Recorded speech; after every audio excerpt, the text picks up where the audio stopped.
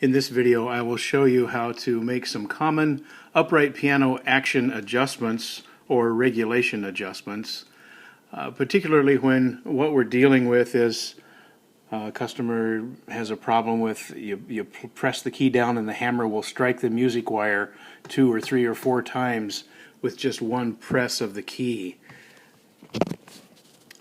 What we need for tools in this video will be a common pair of needle nose pliers and a wire coat hanger that you can take apart.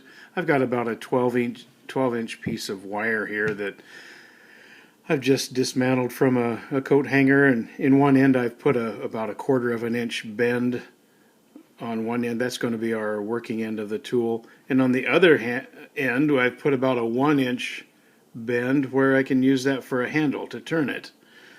This assumes that you've already got the piano open, you've opened the top lid, you've removed the music desk and the fall board that covers the keys, and that final piece of wood that goes across the top of the keys, the full length of the keyboard.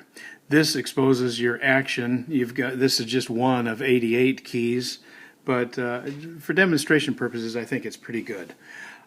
3 adjustments we're going to make today.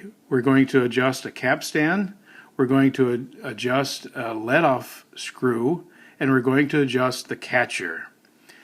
So the capstan is actually at the back end of the, let's bring that a little closer, at the back end of the key. As I press the front part of the key down, you see the back part of the key comes up, and it pushes against the bottom part of all the other rest of the action in here.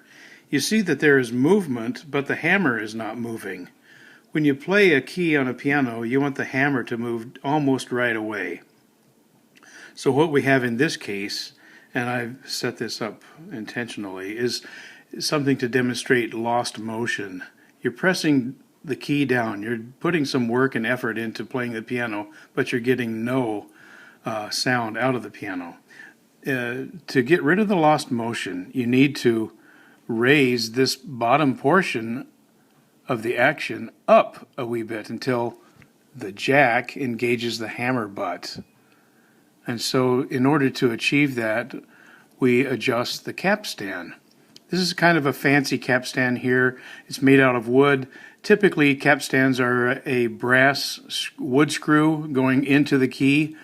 The adjustment is a little bit different on each one. Basically, since you don't have the proper tools and you've got the piano wide open, let's just lift up on the front end of the key and take it off that center balance rail pin, and now the key is loose, it's in your hand. And as we look at the capstan from the top, when we want to reduce the lost motion, we want to go counterclockwise with the capstan. This model is actually loose enough I can turn it by hand, and then you place it back onto the balance rail pin and gently get it back into a position where it once again moves the action. Now you can see that I still have lost motion in this case. I'm going to just turn this by hand. When you're doing this at home, you'll have to take the key out again probably and use your needle nose pliers to turn that brass capstan. Maybe you could do that with a wooden piece too. It doesn't really matter. We're going to reduce all but maybe 2% of the lost motion. You want just a little bit of lost motion so that everything works just fine. Here I have 0 lost motion. In other words, I press down on the key and the hammer starts moving immediately.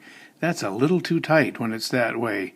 So we just have just a wink of lost motion, and that is perfect for a piano. Sometimes that will take care of the multiple striking issue. If it doesn't, then there's another place you want to look. Once again, I've maladjusted or misadjusted this so that when you press a key down, the mechanism causes it to release about 1/8 of an inch away from the music wire. This is representing the music wire here. And perhaps you can see it's actually about 1/2 of an inch away from the wire. So you're not getting full power to the music wire. And the way to adjust that is with this let-off screw. This is the let-off button. And this is why we made the coat hanger like we did. We want to reduce that distance, and the way to do that is to turn this screw to the left. I'm going to go half a turn and try it out. See if that, okay, it didn't do a whole lot. Let's do another half a turn.